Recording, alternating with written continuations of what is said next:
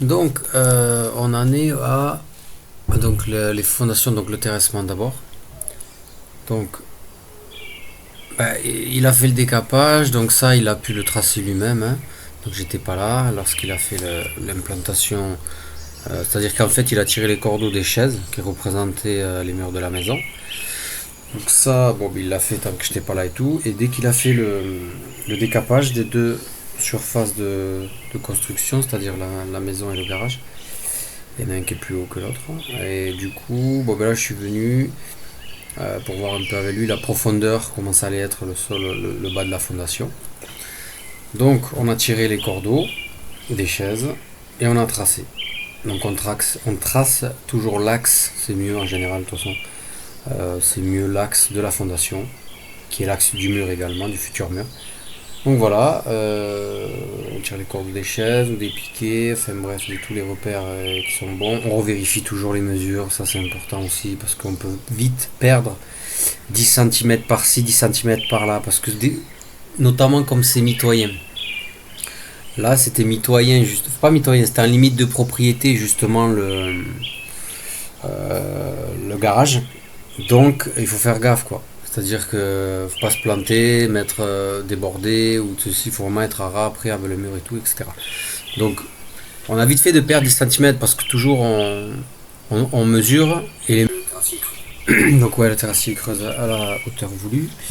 Et ensuite, bon dès que c'est fait, donc là c'est le lendemain, on est arrivé, on a nettoyé les fouilles. Il y avait tu sais comme c'est un terrain avec beaucoup de cailloux, ça tombe en fait, ça s'éboule. Même s'il n'a pas plu, ça s'éboule toujours un peu, etc. Donc il faut nettoyer le fond.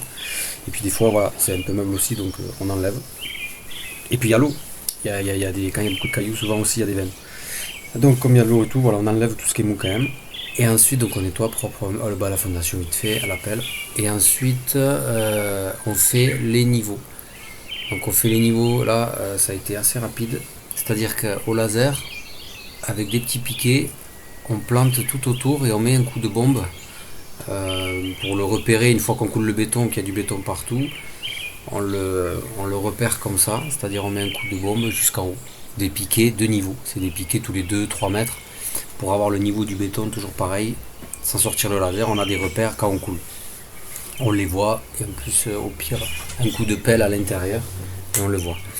Ensuite, on met les ferrailles de 2 mètres ou 2,50 m, mais là c'est 2 mètres. Alors ces ferrailles serviront à mettre pour les futurs poteaux de la maison ou du garage. En travers de la fondation. Ensuite, on met les long greens, donc 6 torts de 8, il y a 6 torts de 7, mais là c'est 6 torts de 8. Couchés, mais debout ça se fait aussi, et c'est même peut-être mieux de les mettre debout. Je pense que c'est mieux, mais on va rester traditionnel. Comme la fondation est large, on prend sur la largeur. C'est comme ça qu'on fait traditionnellement. Ensuite, mais si la fondation est plus étroite, on peut les mettre debout sans problème.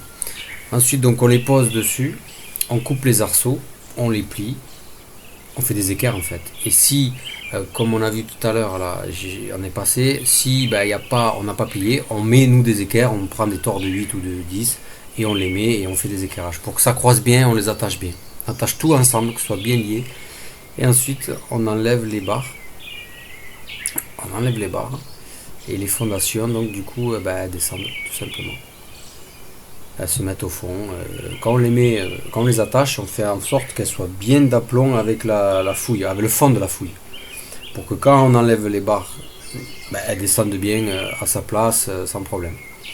Ensuite, on se refait des piquets, on se refait les axes en fait des fondations, mais plus proches des fondations, pour une question de facilité en fait, afin de tracer ensuite, bien sûr les axes, pour pouvoir après mettre les ferrailles bien aux angles et tout, mais aussi pour implanter les poteaux, les poteaux béton qui sont au milieu du mur. Il y en a qui vont soutenir les poutres industrielles qui sont prévues pour le plancher de l'étage, et donc et d'autres pour une question de solidité de la maison où tous les 4 mètres, 5 mètres, on met quand même un poteau. Donc voilà, on trace justement les emplacements des poteaux, les futurs poteaux donc de la maison. Là, je fabrique un crochet, quoi, une canne pour soulever la ferraille lorsqu'on coule. Donc quand tout est tracé comme ça, après quand on coule c'est facile, c'est-à-dire qu'on s'occupe du coulage, on soulève la ferraille. On aurait pu mettre des ferrailles en travers, mais bon ça coûte de la ferraille pour rien, là on peut le soulever, il y a la pompe, on en profite.